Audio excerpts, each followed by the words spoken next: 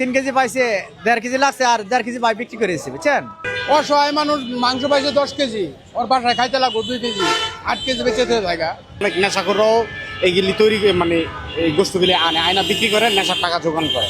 মাংস বিক্রি করে দিচ্ছে। এখন আমার বাপ মা নাই এখানে, আব্বা সত্যি বলতে বুঝছেন, এই রাঙামাটি এত বস্তু আমি কি করবো, কিছু বিক্রি করে ফেলাইলাম, আধা কেজি 1 কেজির মতো রাখছে খাওয়ার জন্য। কত টাকা বিক্রি? 1500 টাকা বিক্রি করছে। না একটু বেশি পাইছে, 3 কেজি পাইছে, 1.5 কেজি লাগছে আর 1.5 কেজি ভাই বিক্রি করেছে, বুঝছেন? বাচ্চা কিছু পয়সা পাইলে গরিব মানুষ, দেশের অবস্থা তো খারাপ, একটু ইনকাম হইলে একটু লইরে বেড়ে চললো। 1.5 কেজি গুস্তা খাইতে গেলে তো আর 1.5 কেজির বাজার লাগে, সেই বাজারটা মানে অর্জন করে নিয়েছে।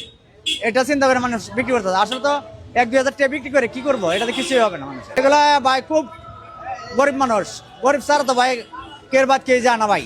অসহায় মানুষ মাংস পাইছে 10 কেজি, ওর বাসায় খাইতে লাগবো 2 কেজি, 8 কেজি বেঁচে জায়গা। 8 কেজি বেচলে টাকা পাইলো, 3-4 হাজার টাকা পাইলো, সংসার চললো। মানুষে একজন একজনকে দেয় আল্লাহর রস্তে, তো ওই জিনিসটা নিজে না খায়া এটা ব্যবসা ক্ষেত্রে মানুষ এটা বিক্রি করে। আর কিছু কিছু মানুষ আছে অনেকের বাড়ি অনেক দূরে, ময়মনসিংহ প্লাস আর বিভিন্ন দূরে, তো এত দূরে এইগুলি নিয়ে যাওয়াটা অনেক কষ্টকর, এই জন্য অনেকে বিক্রি করে, এটা বাস্তব প্রমাণ পাইছি। আবার অনেকে যারা করে, অনেক নেশাখোররাও এইগুলি তৈরি মানে এই গোষ্ঠীগুলি আনে, আয়না বিক্রি করে নেশার টাকা যোগান করে। বিক্রি করবো, আমার খাওয়াই দিছে, খাইছি। এখন মনে করে আমার গরবার আছে, আমার কেউ নাই। আল্লাহ, তাও তো কম করবো বেটা, ভিক্ষা না করলে তো আমি ভাইতাম না, বুঝো না কে।